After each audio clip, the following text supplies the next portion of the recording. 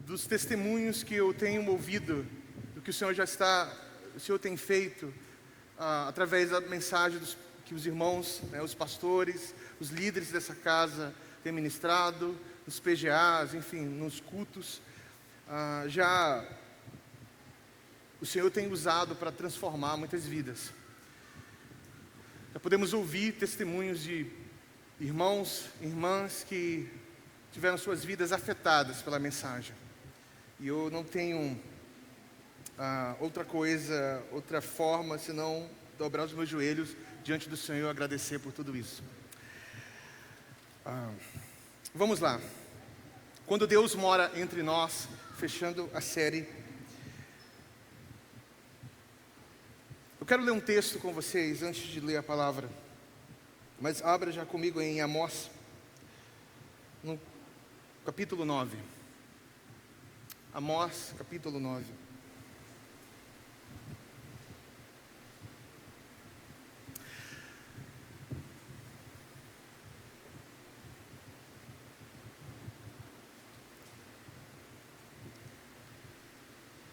Anseio. Somos criaturas de anseios. Quando diagnosticamos mal o objeto desse anseio, ficamos frustrados e decepcionados. Com frequência, nossos anseios por relacionamento frustram-se em conflito. Nossos anseios por satisfação frustram-se em descontentamento. Nossos anseios por significância frustram-se por nossa própria inadequação. Somos um povo, somos pessoas de anseio. J.K. Bill, no seu livro, Quando Deus Mora Entre Nós, é muito próximo, né? Aliás, é basicamente o título da mensagem.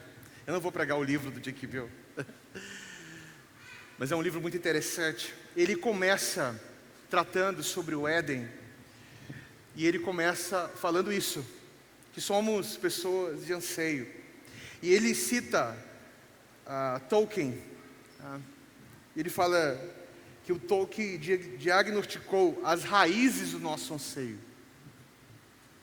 Preste atenção nisso. Para quem não sabem, Tolkien é um autor britânico. Ele escreveu aí o Senhor dos Anéis, enfim, e outras obras maravilhosas que você talvez conheça. Se não conhece, pelo menos assistiu o filme, né?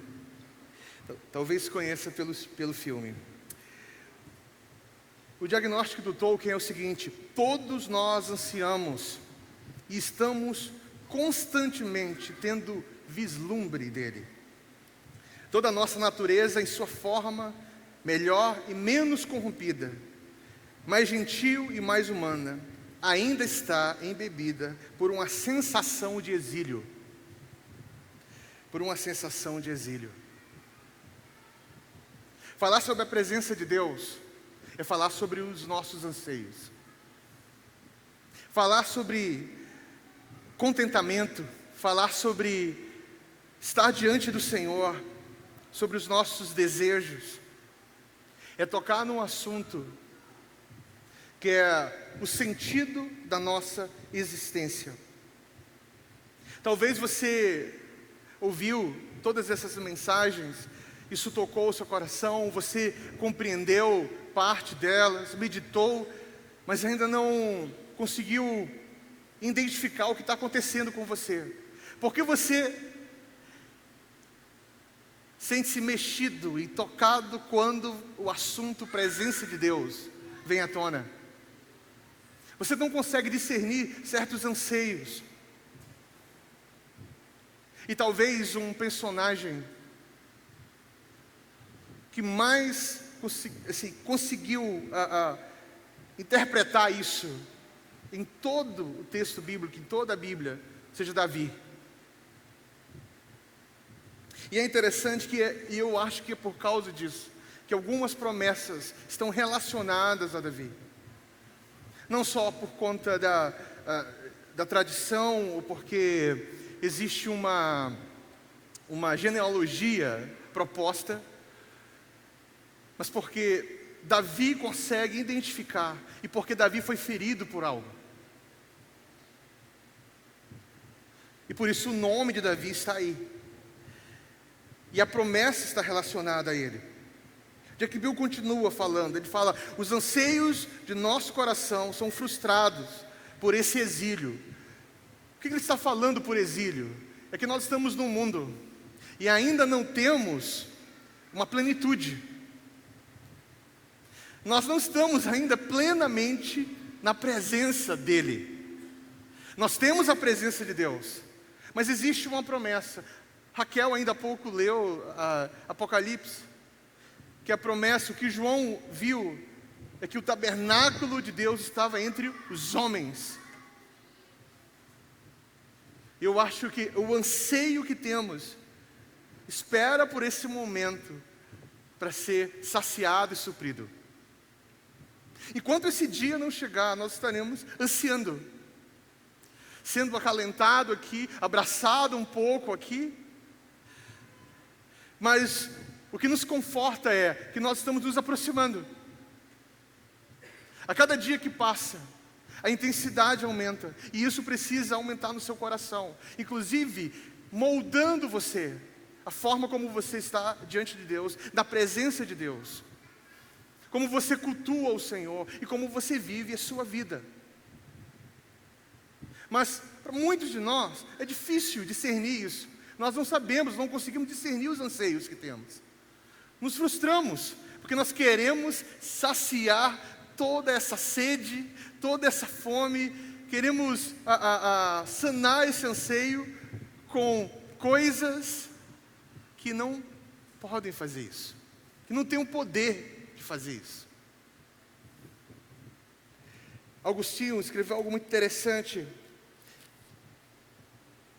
falando ao Senhor em uma oração. Ele fala assim: fizeste-nos, Senhor, para ti, e o nosso coração ainda anda inquieto, enquanto não descansar em ti.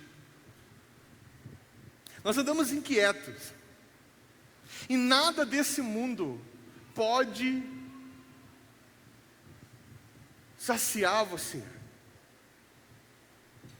Somente uma coisa: o tabernáculo de Deus, a presença de Deus, o próprio Senhor tabernaculando em nosso meio. E se você não compreender isso, você vai viver a sua vida frustrado.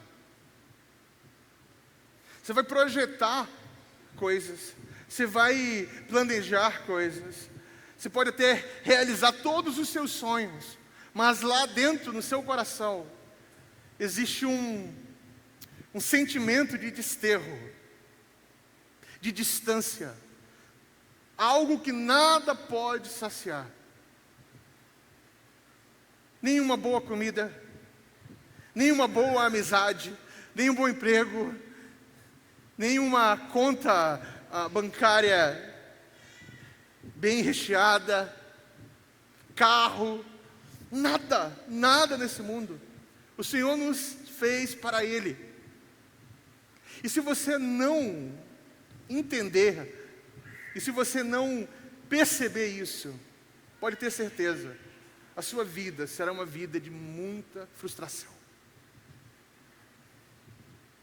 É engraçado que a linguagem hoje é: aprenda a perseguir os seus sonhos, os seus projetos. Não é verdade isso? Tem muita gente ensinando hoje como você conquistar as coisas, como se isso fosse gerar em você um certo sentido de completude. Mas é impossível, porque fomos feitos para alguém. Sem esse alguém não seremos completos. Você está entendendo isso? Eu não estou falando para você desistir dos seus objetivos.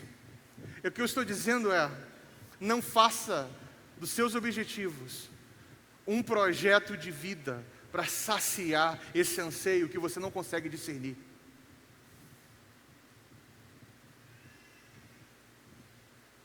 Fomos feitos para alguém, para estar diante de alguém. Sem Ele, não temos ainda nada saciado. E algo interessante, que ele continua: o anseio de nosso coração são frustrados por esse exílio, mas esses anseios são adequadamente satisfeitos na morada de Deus, onde Deus está. A presença de Deus em sua morada sacia os nossos anseios por relacionamento. Vamos já ler o texto bíblico, tá? Segura aí um pouquinho. Todos nós ansiamos por relacionamentos. Todos. Fomos feitos para isso. Somos pessoas relacionais. Não importa se você é tímido, se a tua personalidade, você é mais introspectivo. Você foi feito para se relacionar. Você foi criado para um relacionamento. Na verdade, você foi criado não só para um relacionamento, mas o relacionamento é a forma, o meio pelo qual Deus criou você e por meio dele molda e forma você. O mundo foi criado por causa de um relacionamento. Deixa eu explicar algo para você aqui. Deus não criou o mundo e os seres humanos e todas as coisas porque Deus estava entediado. Sabe, da cabeça de alguns, Deus fala assim: olha, eu não tenho nada para fazer, vamos criar um mundo. Aí 7 dias Deus criou o mundo. Eu estou tão solitário, vamos criar alguém para... Infelizmente tem pessoas que pensam assim, teologia péssima. O mundo foi criado, todas as coisas foram criadas, eu e você fomos criados, porque um relacionamento já acontecia. Um relacionamento perfeito, uma comunidade perfeita se relacionava. Trindade Santa, Pai, Filho e Espírito. E o mundo foi criado pelo amor que transborda da relação entre eles. Eu e você somos projetos de uma relação perfeita. Você não é um acidente, não. Pode ter certeza disso. Você é fruto de uma relação perfeita, eterna. Eterna. O mundo foi criado nessa relação. É por isso que quando você se isola, você está indo contra a sua própria natureza. Por isso quando você... isso acontece demais, né? No meio dos crentes, por exemplo, o cara não está bem, ele se isola, não quer falar com ninguém. Ele não sabe que a cura acontece na relação. É convivendo que nós somos curados.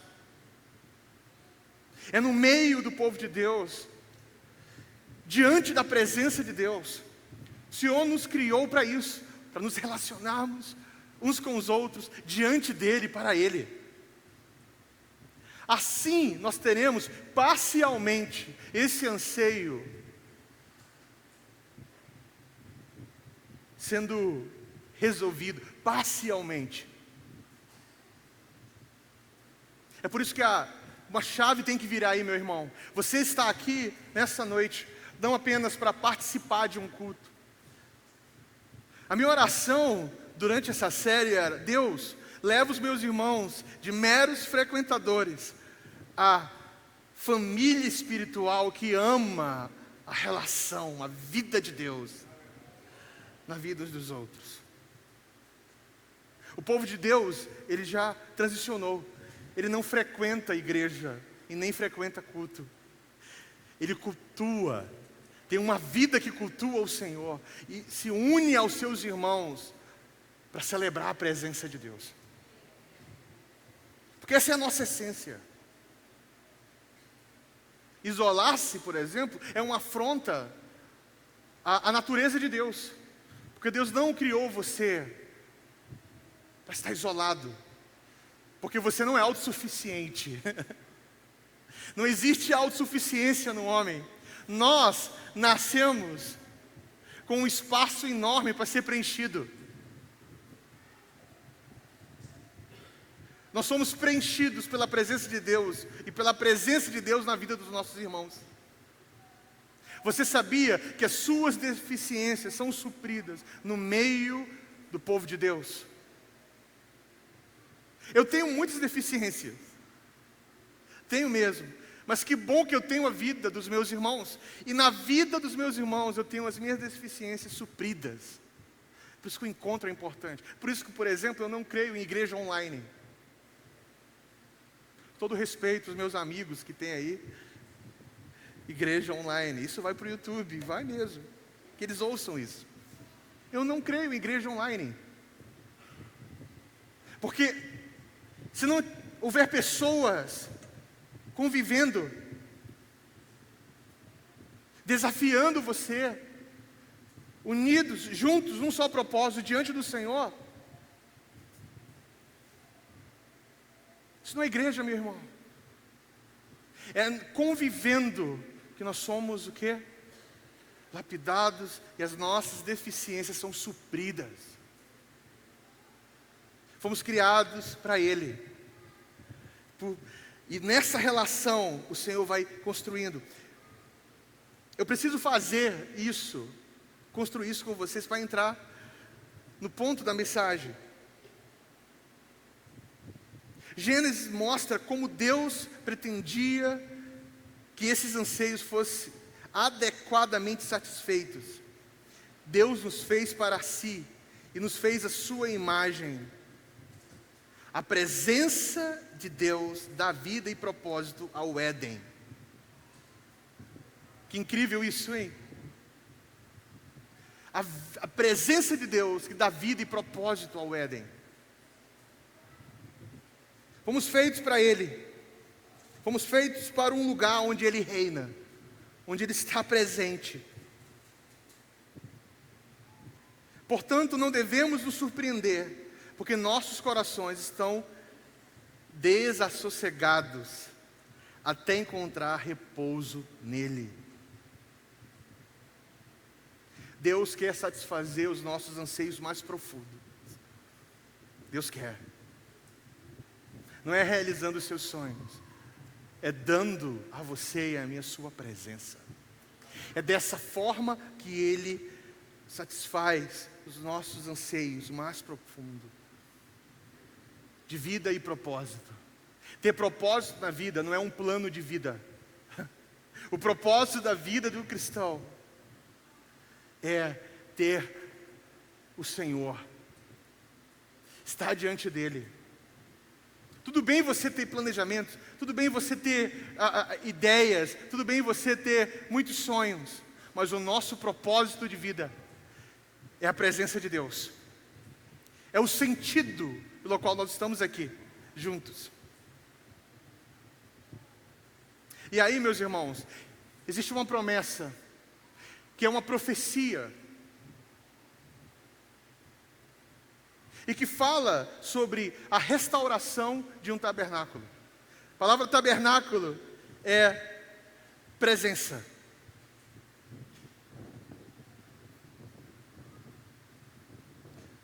Você já, com certeza já ouviu a palavra tabernáculo de Moisés, tabernáculo de Davi. Era tabernáculo por quê? Porque existia alguma presença. Algo estava tabernaculando.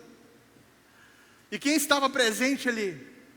Era Davi, Moisés? Também, mas o sentido pelo qual isso foi criado. A presença de Deus. Vamos ler comigo Amós 9, 11 em diante. O livro todo fala sobre ruínas, sobre juízo, mas de promessa. E aqui o profeta fala, vamos ler do 11 até o 15. Naquele dia levantarei o tabernáculo de Davi, que está caído, e repararei suas brechas. Levantarei as suas ruínas, e as reedificarei como nos dias antigos, para que eles possuam o restante de Edom e todas as nações chamadas pelo meu nome, diz o Senhor, que faz essas coisas.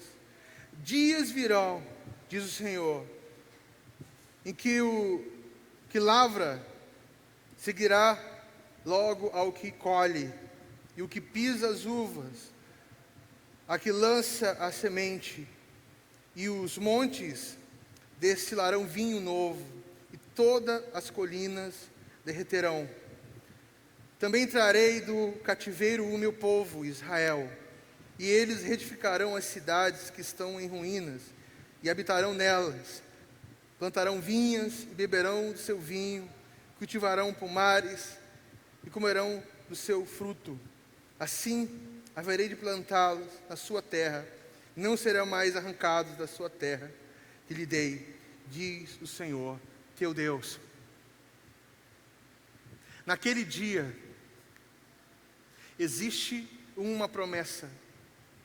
E aqui nós temos que compreender que de Gênesis a Apocalipse, Deus revelou o seu desejo. E qual é o seu desejo? Que o seu povo vivesse na sua presença. Esse era o propósito do qual Deus criou eu e você. Um povo que vivesse em sua presença. Fomos criados para isso. O conceito de reino de sacerdotes são pessoas que vivem na presença.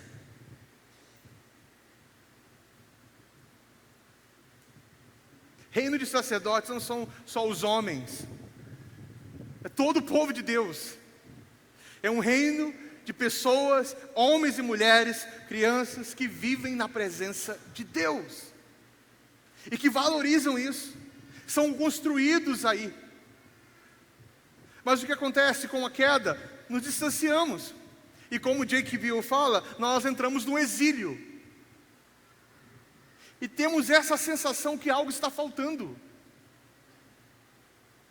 Não adianta. Você pode conquistar todas as coisas, vai faltar algo. Por quê? Porque você foi criado para alguém. E a promessa de Deus é que um dia Ele irá restaurar isso. E por que a figura de Davi aqui, meus irmãos? Deus não fala, eu vou restaurar o tabernáculo de Moisés.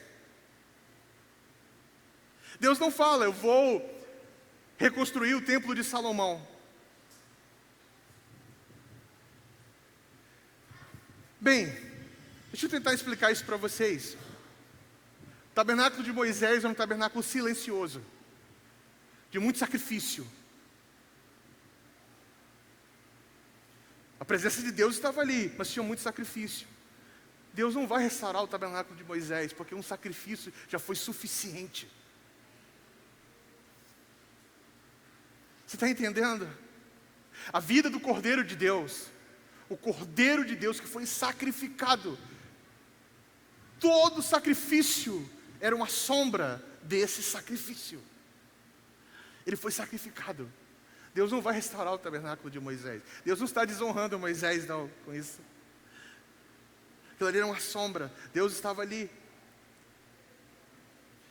Deus não vai restaurar o templo de Salomão, o palácio. E alguns irmãos pensam, nós devemos construir um palácio enorme para Deus. Não. Você sabe por quê? Com a ressurreição, o mundo se tornou o seu templo. O Senhor está assentado no alto e sublime trono. Aquilo que foi criado por meio dele pertence a ele. O mundo é um grande templo. Um grande templo. E o Senhor está ali. Que mais beleza, o Senhor vê beleza em tudo que criou. E às vezes nós ficamos vislumbrados com essas coisas e nos esquecemos que a coisa mais importante não eram os utensílios e nem o ouro, mas a presença de Deus. Deus não quer uma casa de ouro. Deus quer um povo que anseie pela sua presença. É por isso que a promessa é: Ele irá restaurar o tabernáculo de Davi. Por quê? Porque Davi foi ferido por algo. O amor pela presença de Deus. A tenda de Davi era uma tenda que valorizava a presença de Deus.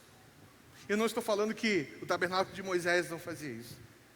Não estou dizendo que no templo de Salomão eles não valorizavam a presença de Deus. O que eu estou dizendo é que o que Davi fez nos serviu como um modelo, um protótipo.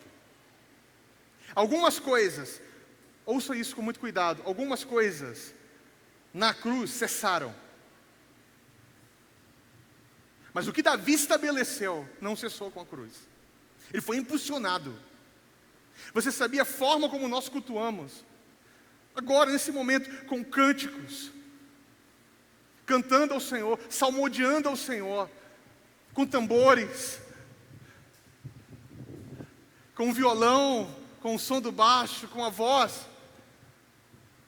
Nós tivemos o início disso, ou pelo menos a organização disso, no tabernáculo de Davi, na tenda de Davi. Era como se Davi tivesse capturado o que estava acontecendo no reino celestial. E é impressionante porque a palavra fala que Davi colocava os videntes ali. Opa, misericórdia, está amarrado. Vidente aí era aqueles que observavam, tinham uma visão celestial das coisas. Inclusive, se você ficou assustado com essa palavra, Escola V está chegando. Eu quero encorajar você a fazer a sua inscrição para não ficar voando aqui, quando eu usar esses termos, certo? Inclusive, isso é muito importante para a nossa casa também. O que Deus está fazendo no nosso meio, para as próximas estações, é importante crescermos na compreensão do profético. Então, quero encorajar você. Faça a sua inscrição. É importante você estar aqui para aprender, ok? Ele colocou videntes ali. É como Davi tivesse capturado o que está rolando, o que está acontecendo no reino celestial. Diante de Deus, na presença de Deus. Peter Leithart, no seu livro, Do Silêncio à Canção, ele fala, o tabernáculo de Moisés era silencioso, e o Davi era um tabernáculo barulhento. Não que um era melhor que o outro, mas existe uma progressão, uma revelação progressiva. Deus foi iniciando, começa com isso, vamos lá, mas vocês precisam crescer na compreensão. Existe um padrão, como as coisas acontecem diante dEle. Existe uma forma certa, como Deus deseja ser adorado. E é incrível, como quando você observa o que Davi estabeleceu, o que ele compreendeu, ficou. É lógico que nós temos diferentes tradições. Mas vamos lá. Quando as pessoas começam a louvar a Deus com intensidade, cantar diante dEle, quando os instrumentos estão alinhados e o seu nome é exaltado, algo diferente acontece. Concorda comigo ou não? É diferente quando o seu povo está sedento pela sua presença e corresponde a isso. Muitas vezes nós chegamos num culto, e isso por conta de uma série de coisas, como nós fomos ensinados. Nós chegamos no culto, às vezes, com aquela ideia, nós estamos autocentrados. Eu não estou bem, Deus precisa fazer algo na minha vida. E às vezes, pela graça, Deus faz mesmo. Ele move. E ficamos ali. A presença de Deus está intensa. Uma das coisas que é bem característica, por exemplo, da Hillary, é que ela vê como Deus está se movendo, aí ela olha e fala, meu Deus, Deus está aqui, Deus está fazendo alguma coisa. Aí tem alguns irmãos que estão... Ela fica desesperada. A Adson vai no mesmo caminho. Senhor, me ajude. Eu tenho que segurar às vezes. Porque é como se nós descobríssemos que o sentido da vida está aí. Aquele que traz sentido, que sacia a nossa sede, a nossa fome, está aqui, chegou, o sentido da vida. Aquele que prometeu que um dia estará conosco para sempre. Aquele que um dia visitou a terra, caminhou no nosso meio, tabernaculou no nosso meio, subiu aos céus, está sentado à direita de Deus. Promete vir e não vem mais sozinho. Vem com todo o ambiente celestial com Ele. Você ouve o termo céu na terra, é demais. Todo mundo fala céu na terra. Céu na terra. O sujeito não tem ideia do que significa isso. Ele não tem ideia do que significa isso. Na verdade, céu na terra se tornou linguagem de pessoas da teologia do domínio. Sabe aquela história? O culto foi maravilhoso. Alguma coisa, céu na terra. Sei lá, fulano de tal conseguiu uma bênção, céu na terra. Isso não é uma linguagem. A pessoa não entende o que significa céu na terra. Imagina aquela visão de Isaías, do trono de Deus, que é assustadora. A visão de João, do que acontece no céu. Você já leu o Apocalipse? O que João viu no céu? Meus irmãos, algumas figuras ali eu não tenho ideia o que significa. O que tem diante de Deus, as criaturas que tem diante do Senhor. E sabe algo incrível? A palavra diz que diante do Senhor, por exemplo, agora, tem pessoas que clamam por justiça.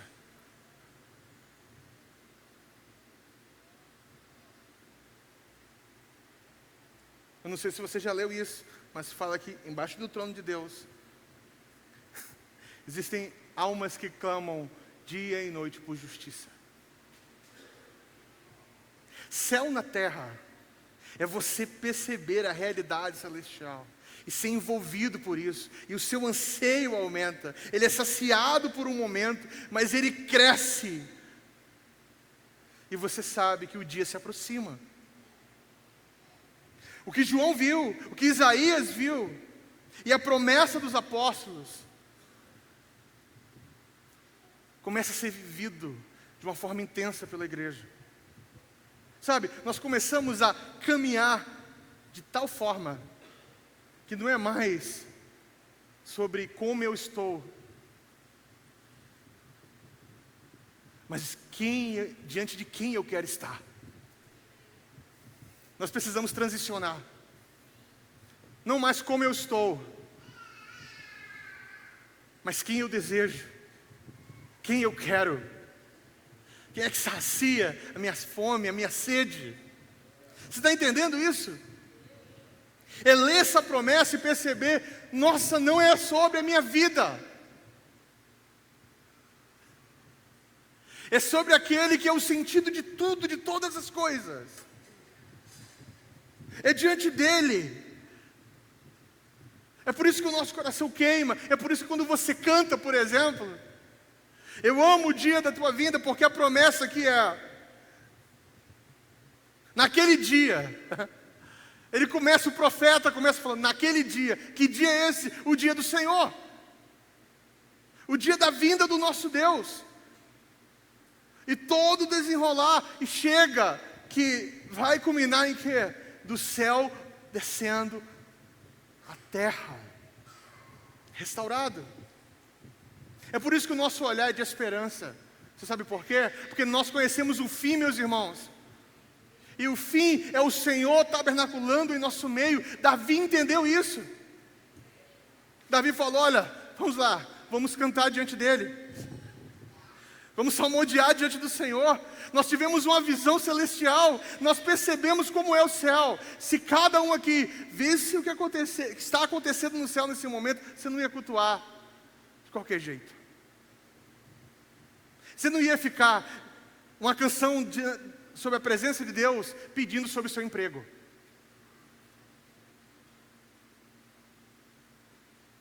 Eu não estou dizendo que é errado orar por um emprego, ou pedir que o Senhor ajude você no seu emprego. Mas diante dele, tudo se dissolve, meu irmão. Diante dele, eu não estou pensando mais que eu briguei com fulano de tal. Estou diante dele. Diante dele, eu não estou pensando que eu vou comer daqui a pouco. Eu estou diante dele. Quando eu entendo essa realidade, e eu entendo do que se aproxima, tudo muda. Minhas prioridades mudam. A forma como eu cultuo muda. Tudo muda. A forma como eu observo o mundo. A forma como eu planejo a minha vida, tudo muda. Por quê? Porque eu entendi o que significa estar diante da sua presença. O Senhor está abrindo os nossos olhos para isso.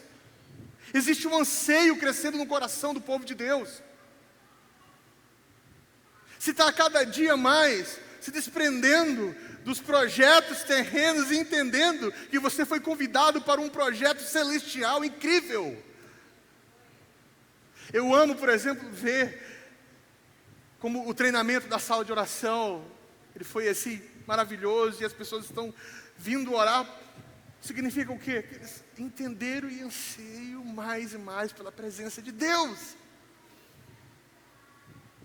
Sala de oração não é um projeto do IHOP que nós estamos aqui, o modelo, agora nós estamos repetindo o modelo, né? É mais uma, que legal, que estratégia boa. Uma vez o pastor me ligou: como é que funciona essa estratégia de sala de oração? Eu digo: irmão, não existe estratégia. É porque nós descobrimos uma coisa: existe algo mais precioso que qualquer coisa nesse mundo, a presença de Deus. E diante dele nós podemos concordar com ele sobre os seus planos e seus projetos. Davi entendeu isso. E aí o que acontece? Isso parou, né? Por um momento. Os reis sucederam, mas todo o tempo Deus estava ali, sinalizando e falando sobre sua presença com os reis. Deus fala em restaurar o tabernáculo de Davi, porque Deus quer que seu povo compreenda que é diante dele, e somente diante dele, existe a promessa escatológica, mas existe o agora também.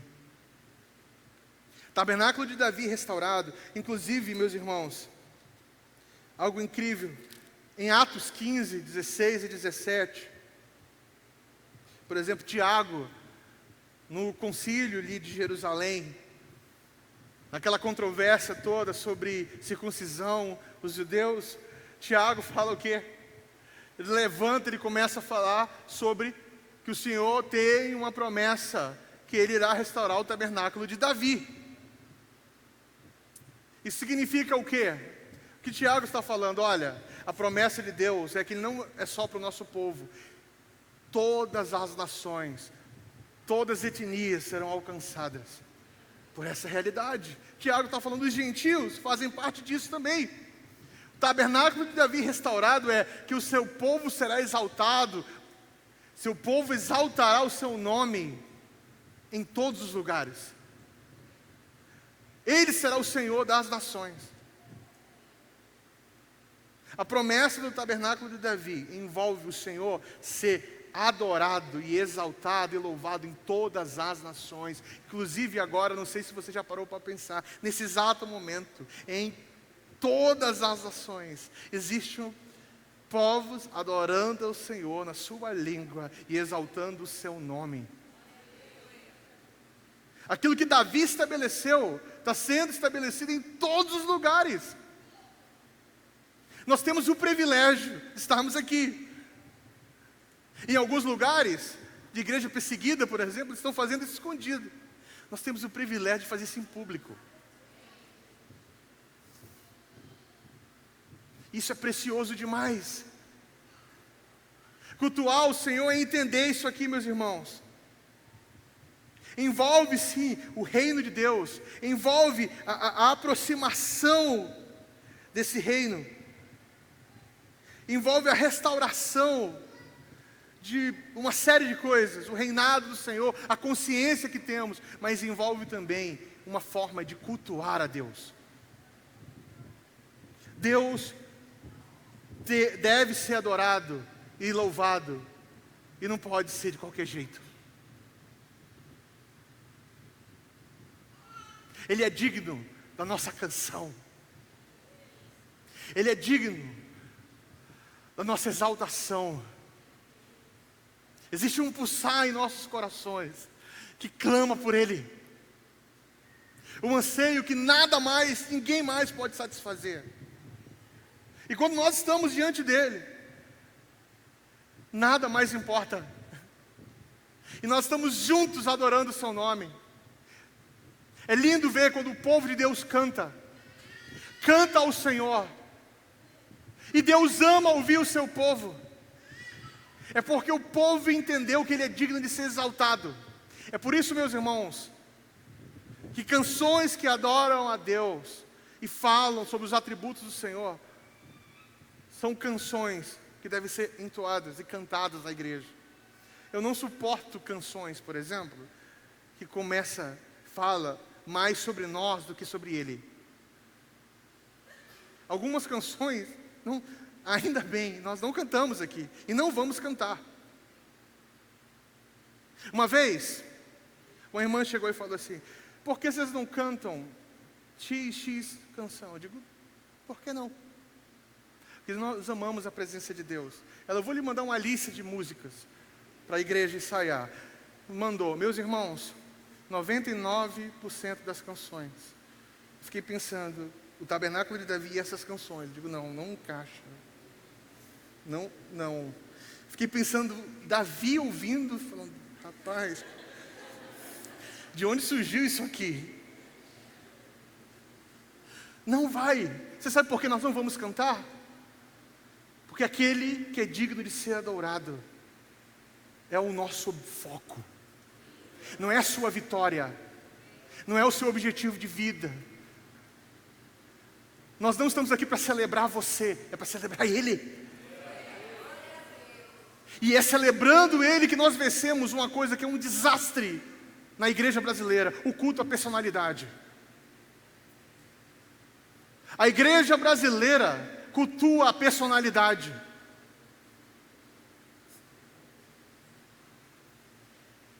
Nós falamos que os católicos são idólatras e não percebemos que nós idolatramos personagens, pessoas, apóstolos, missionários, pastores. Nós idolatramos pessoas. Deus quer mudar isso no seu coração, meu irmão. Deus quer assumir um lugar no seu coração onde Ele é a pessoa mais importante para você, onde a sua presença é aquilo que você anseia. Não é o pastor fulano de tal que tem a oração ungida e que te traz vitória.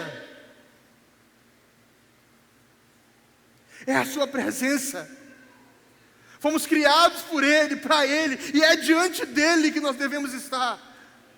E só a Ele darmos culto e reverência.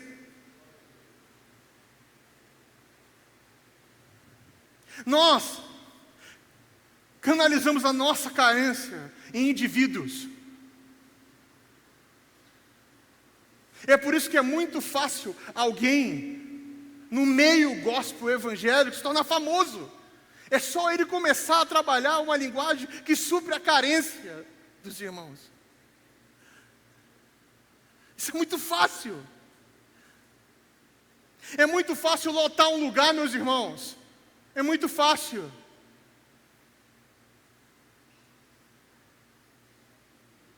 A questão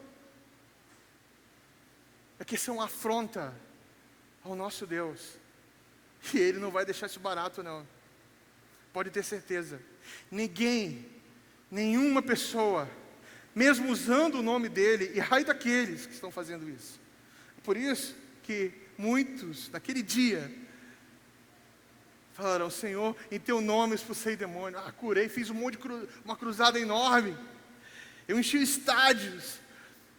Nossa, eu era cheio da unção. O Senhor vai olhar e falar: não te conheço. Não te conheço. A igreja brasileira cultua personagens e dons. Fulano de tal tem um dom, você vai atrás, você busca o dom. Nós temos que usar os dons, sim, para a edificação dos santos, para que eles possam servir no reino de Deus e amar a Deus mais. Às vezes nós subtraímos caráter pelo dom. É impressionante isso. Fulano de tal, um mau caráter terrível. Nossa, mas Deus cura usando a vida do irmão.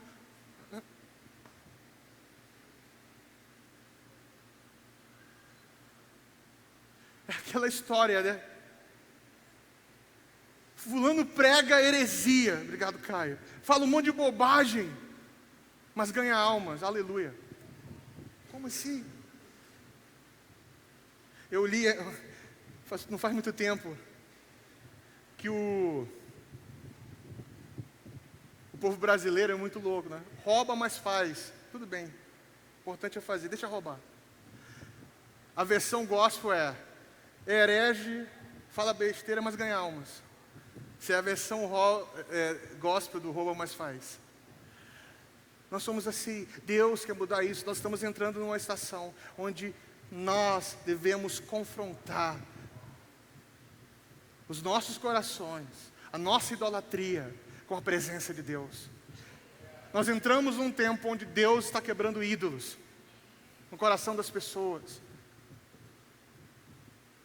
Não só pessoas, não só personagens, mas lugares, por exemplo. Tempo. Talvez uma estação na sua vida se tornou um ídolo para você. Você não consegue viver mais outra coisa porque você está preso naquele lugar. Preso naquela estação. Você tem um coração idólatra. Deus quer capturar a sua atenção para Ele. Para Ele. A restauração do tabernáculo de Davi envolve a destruição dos ídolos. A promessa que um dia o Senhor estará tabernaculando mais uma vez no nosso meio, com todos os seres celestiais. Envolve na jornada agora começar a se desprender, deixar de lado os nossos ídolos.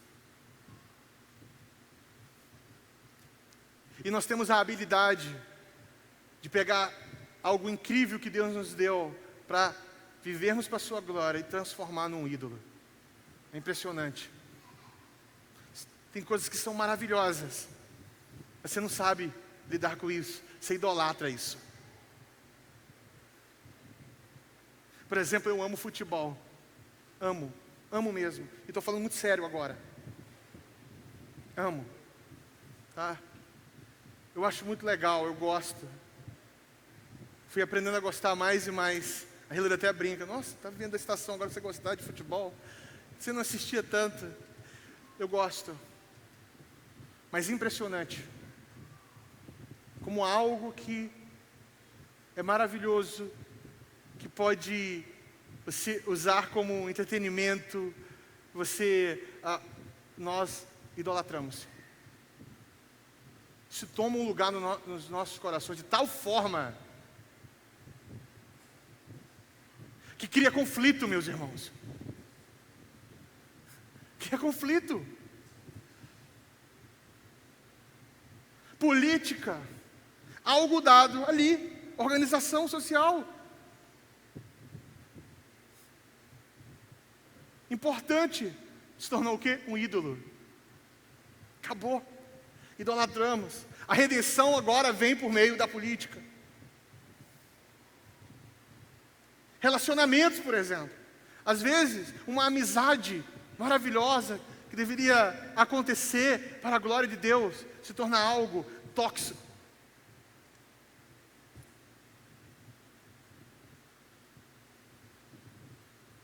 Relacionamento familiar. Você sabe por quê? Nós temos um coração idólatra. Mas a restauração do tabernáculo de Davi significa a correção de tudo isso. O ajuste de tudo isso.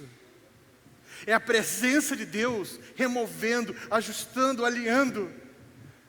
Mais tempo na presença de Deus, você vai perceber que algumas coisas começam a perder sentido para você.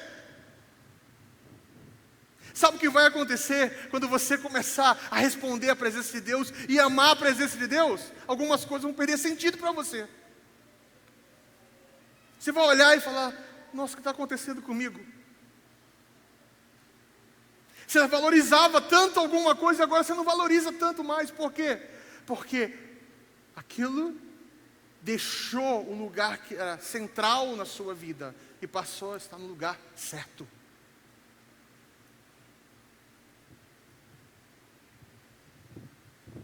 Solteiros que estão aqui, seu objetivo de vida não é um namorado, é a presença de Deus.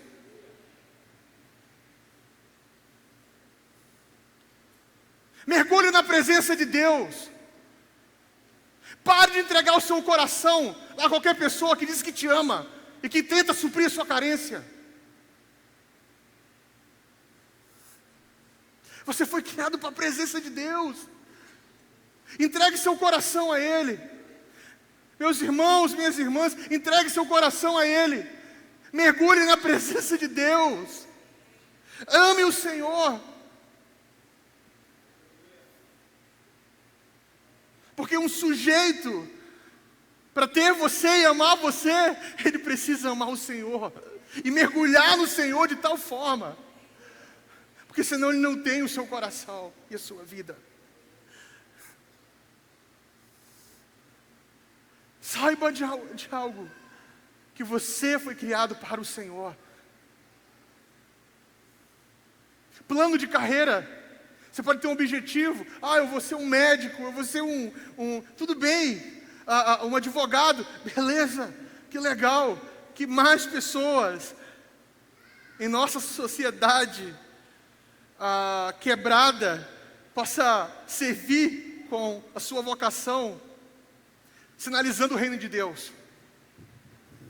Mas entenda uma coisa: não faça da sua carreira, da sua vocação, o seu ídolo. Se seu trabalho remove de você a sua relação com Deus, remova o seu trabalho. Não estou brincando. Ser radical, e tem que ser radical mesmo. Porque nós sacrificamos aquilo que é essencial para alcançar algo que é passageiro. Você sabe o que significa isso? Serviço a mamon. Tem irmãos que sacrificam o tempo de reunião, de adoração coletiva, reunião com a família, aquilo que é essencial. Por quê? Porque ele tem foco. E nós celebramos as pessoas que são focadas hoje em seus objetivos, não é verdade? Só o que está por trás ali? Mamon. E Mamon é um Deus que exige de você não só atenção, mas submissão. Submissão. A estética. Entenda?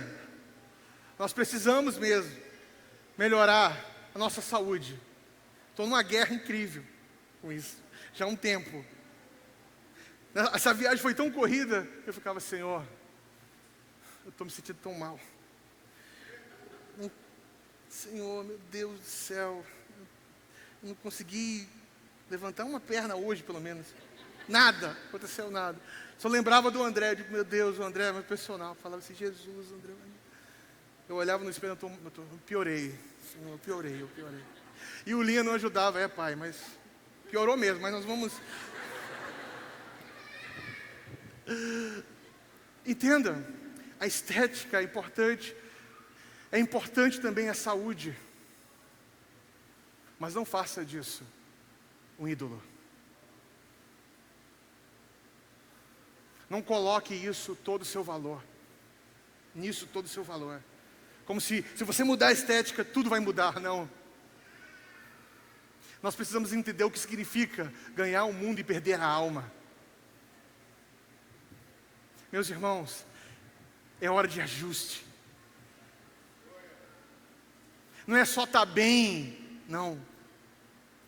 O ajuste é diante do Senhor, na presença dEle, amando ao Senhor, deixando a sua presença moldar os nossos objetivos, nosso foco, as nossas ações. A presença de Deus vai fazer isso e está fazendo isso. Prepare-se. Quanto mais tempo você gastar na presença de Deus, mais você vai ficar perdendo desejo de algumas coisas. Você vai desprender de algo. Algumas coisas que você valoriza tanto, perdeu o valor. Por que perdeu o valor? Porque você encontrou o maior tesouro. Davi conseguiu, ele era rei em Israel. Sabe o que significa isso nessa época, meu irmão?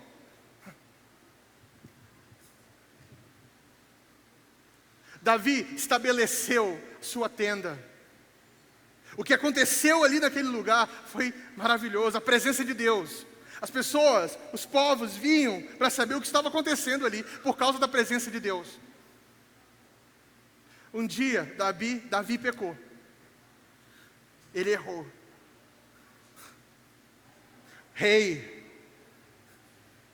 O profeta veio e falou da parte do Senhor sobre o seu pecado. O que é que Davi fez? Ele rasgou as suas vestes. Ô meu irmão, ele não ficou de sunga não, tá? Ele não ficou de cueca ali na presença de Deus. Não, ele rasgou as suas vestes. Sabe o que significa? O rei estava nu, pelado. Não pode o rei. E Davi gritava, não remove, não tira de mim o teu espírito. Ele estava se lixando para reinado. Ele não queria mais saber de reinado. O pecado de Davi começou a doer no seu coração, porque ele feriu a essência da vida.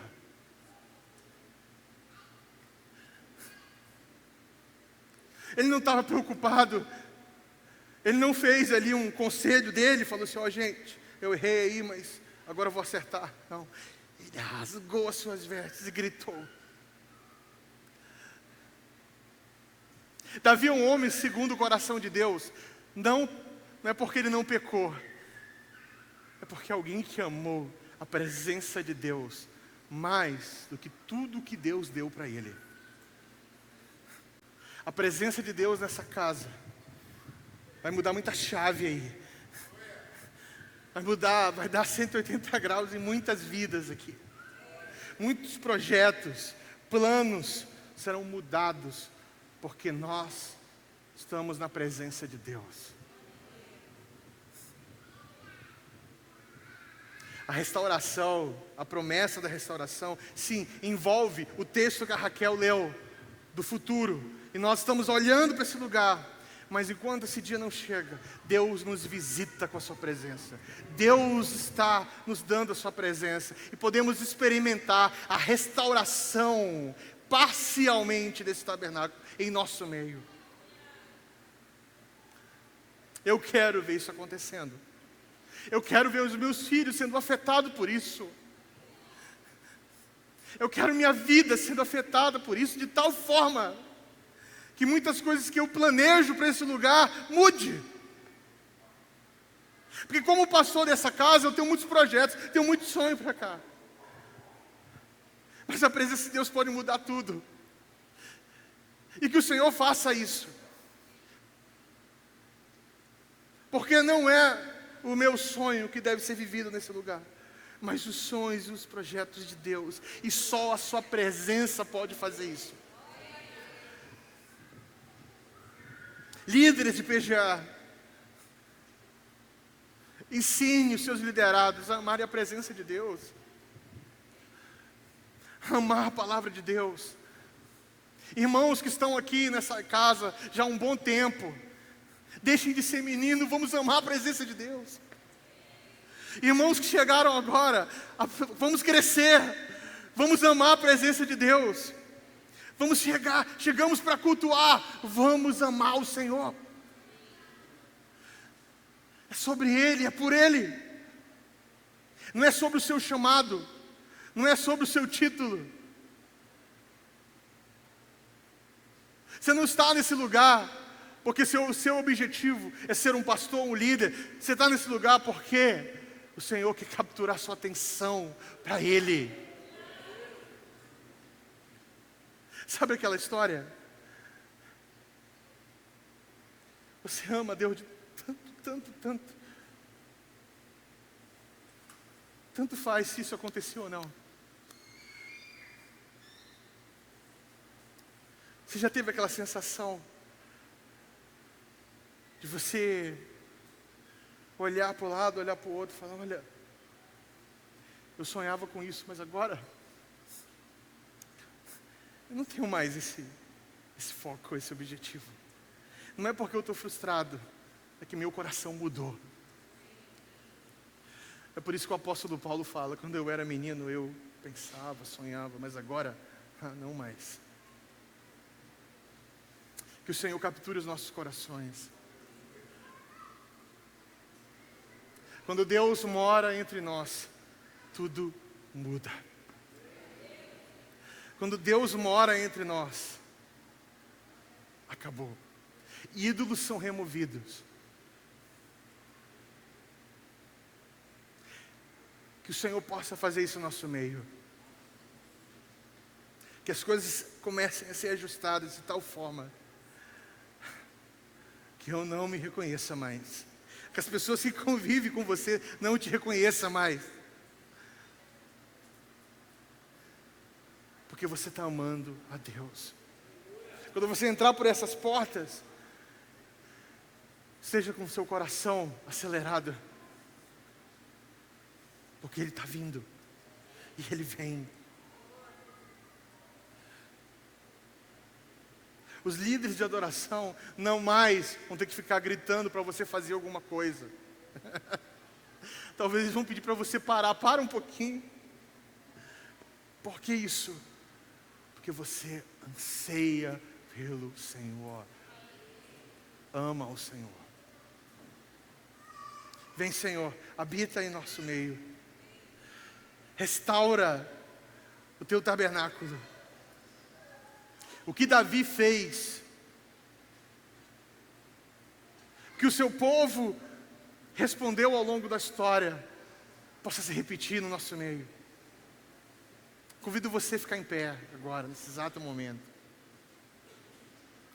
Desculpa se eu passei um pouco do horário.